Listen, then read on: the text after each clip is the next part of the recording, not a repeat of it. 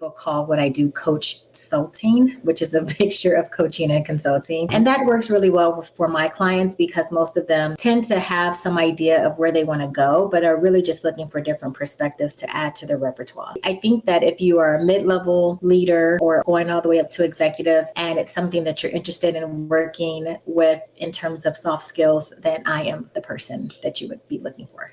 Welcome to Career Coaching Secrets, the podcast where we talk with successful career coaches on how they built their success and the hard lessons they learned along the way. My name is Davis Nguyen, and I'm the founder of Purple Circle, where we help career coaches scale their business to $100,000 years, $100,000 months, and even $100,000 weeks. Before Purple Circle, I've grown several 7- and 8-figure career coaching businesses myself, and have been a consultant at 2 career coaching businesses that are doing over $100 million each. Whether you're an established coach or building your practice for the first time, you'll discover the secrets to elevating your coaching business.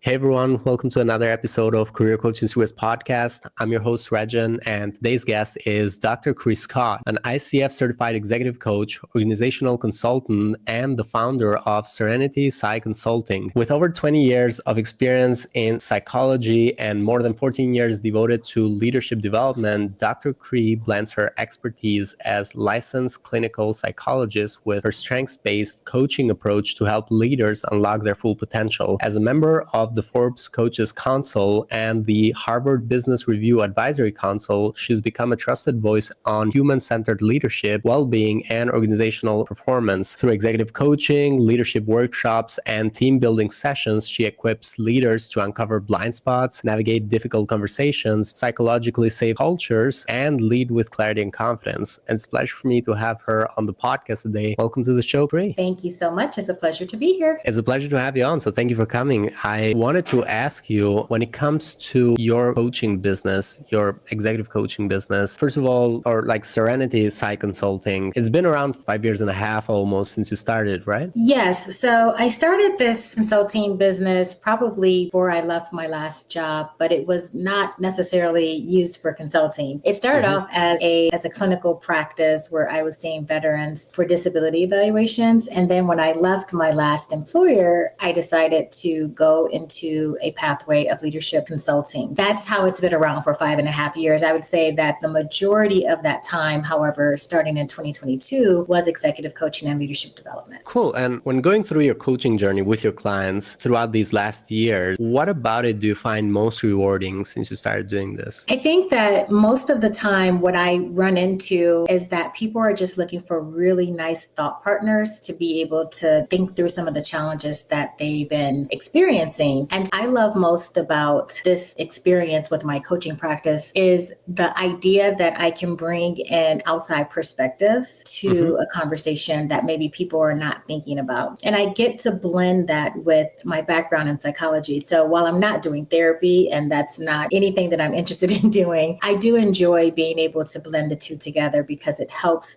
to uncover those blind spots. It helps to show perspective, and it helps people think about ways that they can do things differently than they have already been doing them. So I think that's what I love the most, is that I'm able to really get to that space pretty quickly just based on my background, but also that people are coming to me as a thought partner. And how would you, for the audience who's listening, and I didn't mention this to you earlier, but there's 2 groups of people that are typically listening to our podcast. One of them is coaches, either career coaches, executive coaches, leadership coaches, life coaches, mindset coaches. But there's also a group of people that are not coaches who typically come from the audiences of the coaches we've had on the podcast before. We might be reaching out to an audience with this podcast, or let's say there might be an audience who is listening to this podcast who might potentially find your coaching interesting, or there's people that are just looking for coaches. For them, for that part of the audience who is listening, how would you describe the ideal client profile? Is there a certain industry or a certain demographic or psychographic? Do they have some common goals or other commonalities? How would you describe your ideal client profile? My main practice is focused on mid-level leaders all the way up to executives. And my focus is across industries, because what I have found is that usually when people are coming to me, it's less about technical expertise, but more around those soft skills. So usually I can work with pretty much anyone within any industry, and I pretty much have. So I've worked in healthcare, tech, financial services, all kinds of different spaces. And what I find is that that those people who are open to the idea of engaging from a thought partnership tend to do better with coaching with me in particular, because I am one of those types of coaches that will bring in different perspectives based on my experience and based on experiences of other coaching clients. So it may not necessarily feel like pure coaching where I'm just sitting and asking questions, but I'm also offering some level of perspective. I have definitely heard people call what I do coach consulting, which is a mixture of coaching and consulting. And that works really well for my clients because most of them tend to have some idea of where they want to go, but are really just looking for different perspectives to add to their repertoire. I think that if you are a mid-level leader or going all the way up to executive, and it's something that you're interested in working with in terms of soft skills, then I am the person that you would be looking for. And how does the program work? Is there a certain program of a certain length that these clients go through? How would you describe the engagement you have with them? Yeah, so my sessions usually go anywhere between 3 months and 6 months. I like to stop at the 6-month point as the longest sessions that I tend to run, just simply because I like to check back in with people to make sure that we've either reached the goal or that we are considering other goals, because within 6 months, you should be able to reach the goal that you're looking for. But I can also do as little as 3 months, which is about 6 sessions. So it's bi-weekly usually. And I start off with an intake and understanding what people are looking for, what are their goals, what is their background, and learning a lot about the person. I also give a few assessments that I think make it much easier for me to be able to understand them quicker than just asking a lot of questions. And sometimes the intake doesn't necessarily give you all of that information. So I do some assessments, and then we work together to devise a development plan together. And that is kind of like what I consider to be the map in terms of where we're going to focus our time in each of the sessions. The idea is to really help people understand where they currently are and understand where they're going and where they need the most assistance in terms of enhancing their pathway towards their potential. I do a lot of uncovering with clients. So that could be asking questions, but also having them do activities outside so that there is some reflection time. Sometimes it's easier to reflect outside of coaching than it is to do so inside of coaching. And then also there are different resources that I provide in addition to the coaching and the homework. There are resources that you can take a look at and learn from it as well. So, and then it depends on where people are bringing me in, because sometimes I've also engaged with their manager. I also offer 360 assessments where I'm talking to different people on their teams or different people that they interact with to help build that development plan as well. Cool. And thank you. Thanks so much for sharing that. And so right now, and this is a question that mostly coaches are going to find useful, is when it comes to your clients finding you or you finding them, what marketing channel do you find working really well for you right now? Yeah, that's a really great question. And I am still figuring out the best marketing channels. So I will tell you that there's 2 things that I tend to do when it comes to executive coaching. One is that I have a pretty good leadership development workshop trainings. And most of the time, executive coaching through my business is as an add-on to a workshop that I've done. So people will hire me to come in to do a workshop. And then I will say, okay, and I can also offer 6 executive coaching sessions in addition to your leader or something like that. So that's one way. Another way is for me to partner with people who are already inside of these organizations and they are looking to be, I guess I am on their bench, if you will. And so I'm a part of their faculty. And so I will go in as a member of that specific team, but I am definitely, coaching through the coaching lens that I bring. So those are the main 2 ways that I tend to engage with coaching. LinkedIn is a really good way to kind of market yourself, but it doesn't always automatically lend itself to that coaching, I guess, end result of someone reaching out to say, like, I want coaching from this. I would say that the things that really get me in the door are the relationships that I've built and referrals. So like other people who have been coached by me tend to refer me to other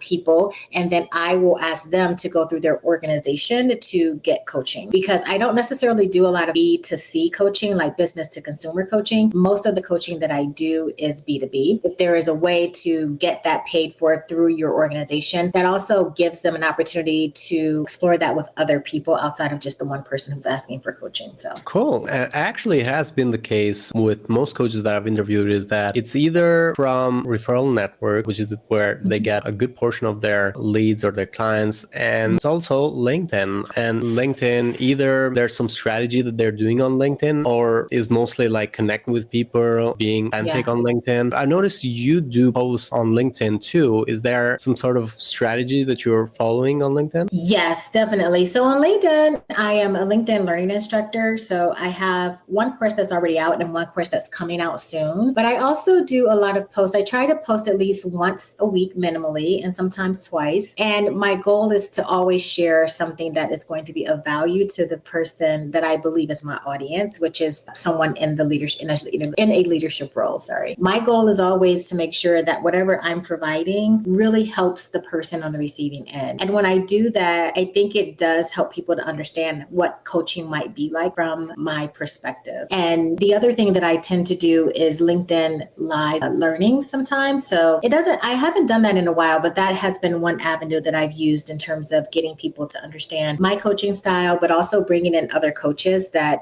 do stuff in the same space that I do and having those conversations that way as well. Cool. And right now, when think about your future for your coaching business, for your coaching consulting business, for the next 1 to 3 years, do you have any specific goals that you're working towards? The biggest goal that I'm working towards right now is my book. So I am working on a book that is kind of like a leadership blueprint, if you will, in terms of how you can enhance your potential to reach a space of better decision making, more clarity, and just ultimately like getting to that space of feeling peaceful in your role. And I know that it's a big, tall order, but hopefully that people will find when they read the book that they will get to that space if they do all of the things that I'm offering inside of the book. So my goal is to work and bring that book to life. I have a publisher that I'm working with, so it should be out next year. And then from there to build some masterminds around that so that people can get more of that peer coaching, me facilitating it, but also peer coaching so that there is an opportunity for robust discussions to happen based on their specific challenges and so forth. So that's the goal. We'll see what happens, but that is my goal. Cool. So it's coming out next year. So are you already in the progress with it when it comes to the content? The book is complete. If anyone has gone through the publishing process, it is like an 18-month runway, which who knew? And sometimes it can be shorter. Sometimes it can be 12 months, but it's definitely something that takes some time. So a lot of it is not just the editing process, but also like getting the cover and all kinds of other things that go on the back end of publishing that I wasn't aware of until going through this process myself. So it'll be out in April, but it can be pre-ordered probably in January or February time. Cool. I guess people that are going to listen to this episode, if they listen to this later on, I wonder where would they find it, but I guess you'll be publishing it on your LinkedIn as well. I was going to say, if you follow me on LinkedIn, I will start providing a lot more updates in the fall. I try not to, we're trying not to jump the gun too much and get it out there too early to lose, so that people won't lose interest. But the idea is that probably starting in like October, November timeframe, I'll start telling people the name of the book itself, so that making sure that it's, that we have it already published in some way, as well as what it's about, giving free tidbits away, building a book launch team so that if people are interested in pre-ordering or being a part of the first group of people to receive the book, all of those fun things will start to take place in the fall. Cool. Great. Awesome. Looking forward to it then. And when thinking about the book and investments you've done over the last few years, what have been some investments that you feel really good about? Either you learned a lot or got a good return from, and what have been some investments that you don't feel so good about, or you feel like maybe you should have avoided them or something like that? The biggest investment was definitely ICF. So becoming ICF certified. At first, I wasn't sure if I was going to do that or not. And that's probably because for me, I am already a licensed clinical psychologist. And so in my mind, I was just like, I don't need that. But what I did find it helpful. I will admit that I do feel like a lot of the things that come from ICF are all taken from psychology. So it's not that I learned a lot of new information or any new information, but it did kind of help me think about how to structure sessions differently than you do therapy, right? And so I think that was probably the biggest key takeaway. And then just getting an opportunity to engage with other people who are on the same journey as myself. So that part was really a lot of fun, but also just really helpful to have those partnerships. I would say that was the best investment that I made to become ICF certified. I don't necessarily know, and I wouldn't necessarily say that these were bad investments per se, but I had originally started thinking about additional assessment tools to add to my repertoire. So I did get some additional those certifications and certain tools that I haven't used. And so it's not a knock on those tools. It's a knock on the fact that I haven't marketed them in a way that has yielded success yet. I think you want to be careful about like where you're getting your certifications and what you're doing, so that if you're going to get a certification in something, make sure that you're marketing it so that your clients know and that you're pushing that so that you can start to see a return on your investment. Right now, I am not, but yet I still, pay for it. And then the last thing that I would say is that there are some, I don't know what they're really called, but I would say some professional networks that will say like, oh yeah, like we can introduce you to all of these people and that this is a type of network that's going to help you to grow in your business or to really meet other people who can help you and sponsor you and things of that sort. And honestly, like most of them that I have tried so far have not yielded the results that they are promising. So I would just be very like careful and more hesitant moving forward for myself about the type of professional leadership groups that I'm joining these days, because a lot of them are claiming, that they're going to introduce you to this great network, and then you get on there and no one is really doing what they say they're going to do. Everyone is kind of in your same boat where they're like, I need help. I'm trying to figure it out. And I find that sometimes I'm further along in my process than some of the people are. So again, there are some really great ones out there. I hear groups like Bold House and others are really good. And I didn't join Bold House, but I do know that there have been other business colleagues that have and have found that very, very helpful. But just be wary, I guess, of just joining some of those because they are expensive. And so you want to make sure that it's going to yield a return on your investment for sure. Yeah. And thank you for sharing that. And when it comes to the certifications that you mentioned earlier, for what we've found based on our research that we did last year, it turned out that the certifications themselves were the investments that had kind of like the lowest return on investment,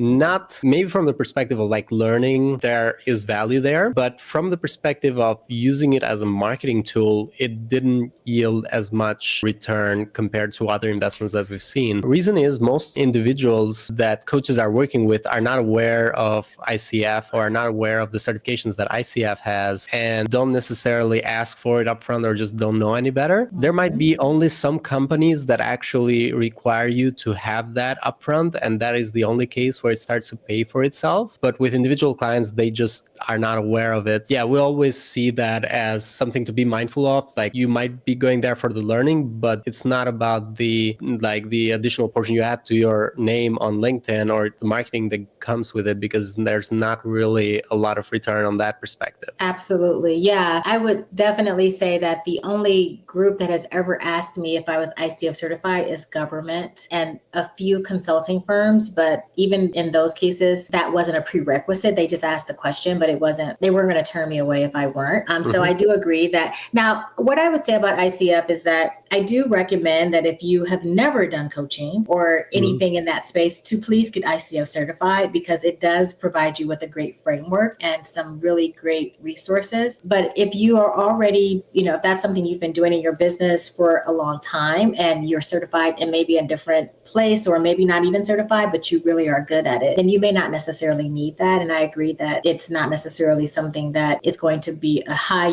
return on investment. Cool. Thank you. Thank you so much for that, Cree. And another question I wanted to ask you is, when thinking about your goals and further growing your coaching business and working on your book, where do you see the bottleneck right now? What is the challenge you're trying to solve for next in your business? I think I am where everyone else is, including larger organizations, and that is the political climate is impacting a lot. What I am finding is that they're not necessarily saying no, but they're saying not yet. It will probably take me having to diversify a little bit more in terms of what I'm offering and what I'm doing to get through these times of uncertainty, because there's a lot of businesses that when it comes to coaching and even leadership development, it can be seen as a luxury for some. Others, they're going to keep moving because that's a part of their business plan. But for people who don't have it, or organizations that do not have it as a part of their business plan, it probably feels like a luxury to them.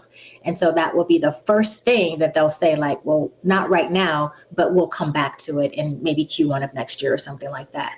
So in the meantime, what do you do to really continue to make sure that you are able to stay really focused on what is needed at this time, and also just offering other services that may may offset your coaching practice and making sure that you can continue to thrive, I guess, in your business. So for me, the biggest bottleneck is just the state of the world right now and trying to ensure that people just feel like they have the budget to really engage in coaching and leadership development. So what I've been doing is thinking of different avenues for me to offer my services in a different way. So I said before that I'm B2B, but maybe it's time to kind of think about what does B2C look like? I'm really kind of staying open. That's where the book even came about. I mean, I was writing a book anyway, but this gives me an opportunity to kind of think more broadly about my audience and really consider ways to reimagine things. One of the things that I used to do a lot of is diversity, equity, and inclusion work. And it's not even that's the field or the area that I was focused on, but I will say that I was doing that work. And so when the political climate changed and it became taboo to talk about those things, or sometimes unlawful, I guess, you have to kind of think about like, how do you reimagine that? So how do you talk about it in terms of culture or psychological safety, things of that sort? And some companies are still moving forward. So it's been okay, but there are other companies that, again, are kind of pivoting a little bit. So just being very aware of your audience, where they are right now as well, and what are their needs, and making sure that you're shifting as much as you can, still staying authentic to who you are, but shifting your business to match the current needs of your clients. Thank you. Thanks so much for that, Cree. And actually, I've noticed that come up as an issue from other coaches as well. A good number of coaches have raised that as an issue, like the actual political climate right now, it is actually affecting the industry. I wonder if that's just a temporary thing. So yeah, not much we can control over that, but yeah. So right now, for the coaches who are listening, and there's a good portion of the coaches who are listening that want to scale their business, want to scale their impact. In a similar way, I feel like you're trying to do the same because you're making your book. You want to try to reach out to more people that you cannot reach throughout your hours of the day because you cannot get to everybody. So thinking about these coaches or thinking about yourself, what advice would you give to the coaches who are trying to scale their impact? And could be advice you'd give to yourself, basically. Yeah, I would tell people to get yourself out there as much as possible. Social media is definitely one way to do that. But you can also, if that's maybe not your thing, you can also do it in terms of making a newsletter or some type of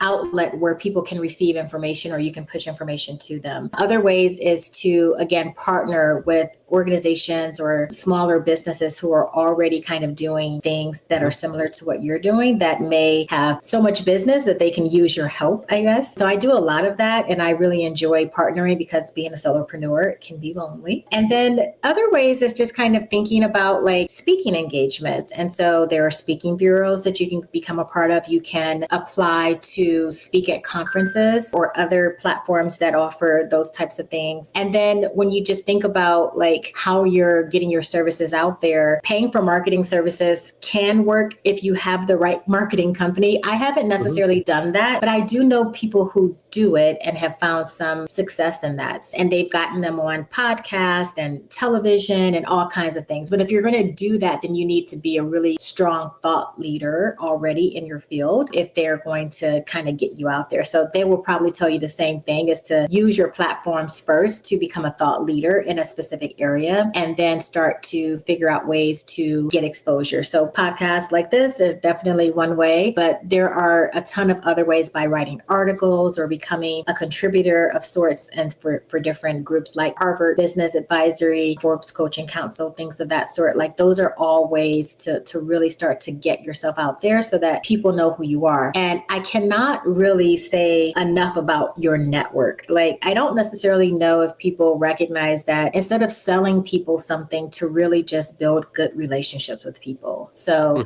I tend to make a note of speaking and touching base with at least 6 people a month, 6 different people a month, because I think it's really important that I stay top of mind for people. So you can't just reach out to someone once and expect for work to come from that. They really do need to have a relationship with you. And most of the time, I would say that my business has grown because of my network. And just asking that one person, is there someone else that I should know, right? Like, and then you start to exponentially grow your network. But humans are the ones who hire other humans. It's not going to be Google calling you, right? It's going to be someone at Google saying like, oh, I should hire Cree. And so you have to build those relationships. And then once you get the work, you have to do a good job. So those are all the things that I would say in terms of what has made me successful and where I will continue looking and doing work as well. Thank you. Thank you so much, Cree. Thank you for that amazing advice. And thank you so much for coming to our podcast today. For anyone who wants to connect with you or find you, they can go into LinkedIn and look up Dr. Cree Scott. They'll be able to find your profile. I think they can go also into the website, serenityscihealth.com. That's right. Is that Yep. cool? We'll put that in the description as well for people to find that easily. Is there any other way people could reach out to you? Those are the best ways. There's a contact us form on the www.serenityscihealth.com that people can put into their information, and I'm happy to reach back out. And then, LinkedIn is the best way just because it comes right to my phone. And so I'm always, on there, happy to connect with people. They can follow me and we can continue our conversation from there. Thank you. Thank you so much, Cree, and thank you so much for coming. It was a pleasure to have you on the show. Thank you. I appreciate it. I really enjoyed the conversation. That's it for this episode of Career Coaching Secrets. If you enjoyed this conversation, you can subscribe on YouTube, Spotify, Apple Podcasts, or wherever you're listening to this episode to catch future episodes. This podcast was brought to you by Purple Circle, where we help career coaches scale their business to $100,000 years, $100,000 months, or even $100,000 weeks, all without burning out and making sure that you're making the impact and having the life that you want. To learn more about our community and how we can help you, visit joinpurplecircle.com.